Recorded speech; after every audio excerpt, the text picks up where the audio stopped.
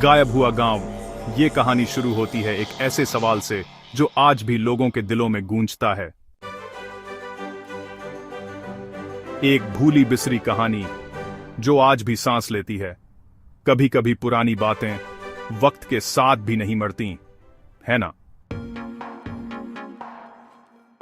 कभी कभी इतिहास की किताबों में कुछ जगहें बस एक खाली लाइन बनकर रह जाती है, ना नाम, ना तारीख, ना कोई साफ वजह। आज मैं आपको ऐसी ही एक जगह की कहानी सुनाने जा रहा हूं। एक पूरा गांव जहां घर थे, लोग थे, बच्चे थे, मंदिर था, कुआं था, और फिर एक रात सब कुछ गायब। न लाशें मिली, न खून, न जले हुए घर, बस सन्नाटा। लोगों ने उस जगह को नाम दिया गायब हुआ गांव। और आज पूरे 300 साल बाद हम उस सन्नाटे के पीछे छुपी सच्चाई को जोड़ने की कोशिश करेंगे। लेकिन ध्यान रखना, कुछ कहानियां सिर्फ सुनी नहीं जाती, वो सुनने वाले को बदल देती हैं। राजस्थान और मध्य प्रदेश की सीमा के पास घने जंगलों और सूखी पहाड़ियों के बीच एक जगह है जिसे आज लोग धुंधली जमीन कहते हैं। पुराने ब्रिटिश नक्शों में वहां एक गांव का नाम लिखा है, सोमपुर। लेकिन आज के नक्शों में वहां सिर्फ एक खाली जगह है। 300 साल पहले सोमपुर एक खुशहाल गांव था।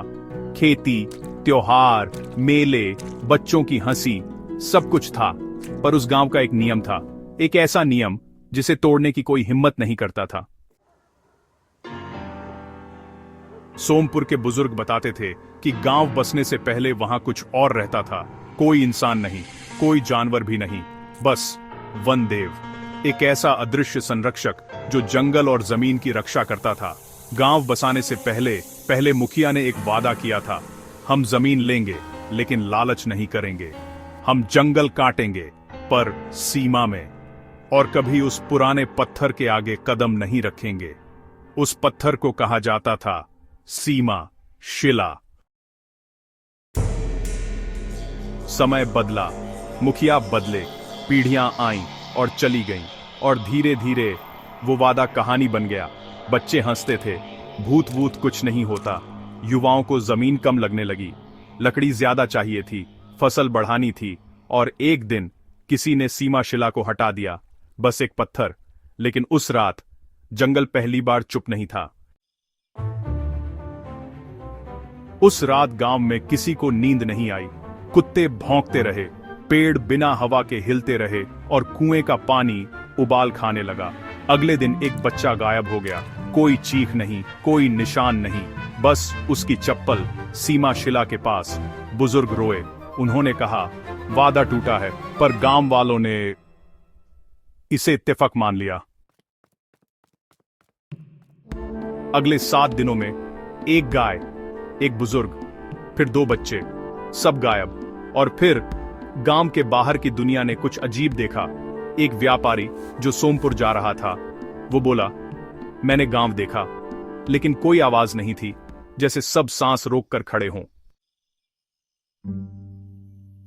अंश अमावस की रात, चांद नहीं, तारे नहीं, सिर्फ हवा। और फिर जमीन हिलने लगी। घर नहीं गिरे, दिए नहीं बुझे, बस लोग एक एक करके धुंध में घुलते गए। कोई चिल्लाया नहीं, कोई भागा नहीं, जैसे सब जानते हों अब देर हो चुकी है।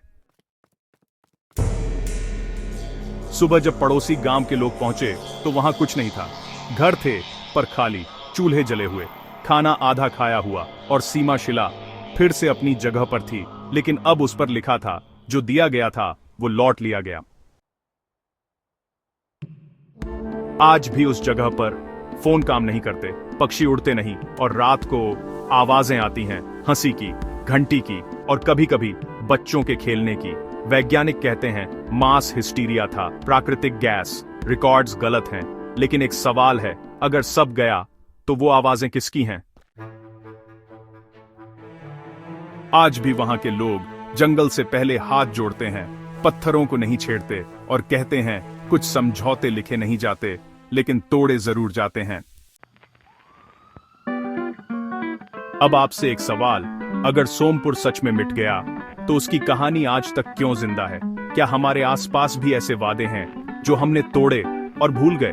और अगर कभी कोई चीज आपको बिना वजह रोक दे तो याद रखना, शायद वो डर नहीं, चेतावनी हो।